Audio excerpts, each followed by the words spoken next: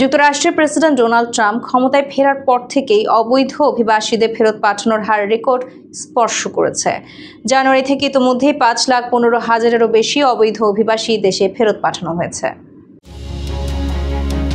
President Donald Trump ক্ষমতায় ফেরার পর থেকে যুক্তরাষ্ট্রে অবৈধ অভিবাসীদের ফেরত পাঠানোর হার আশ্চর্যজনকভাবে বেড়েছে। জানুয়ারিতে দায়িত্ব নেওয়ার পর থেকে ইতোমধ্যে 5,15,000-এরও বেশি অবৈধ অভিবাসীকে যুক্তরাষ্ট্র থেকে বহিষ্কার করা হয়েছে বলে জানিয়েছে ডিপার্টমেন্ট অফ হোমল্যান্ড সিকিউরিটি।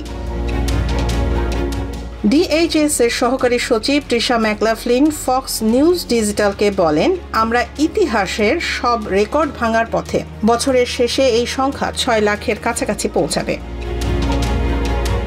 তিনি আরও জানান, মোট 2 মিলিয়নেরও বেশি অবৈধ অভিবাসী যুক্তরাষ্ট্র ছেড়েছেন, যাদের মধ্যে প্রায় 16 লাখ নিজ উদ্যোগে দেশ ত্যাগ করেছেন, আর বাকি 5 লাখেরও বেশি ব্যক্তিকে বহিষ্কার করা হয়েছে।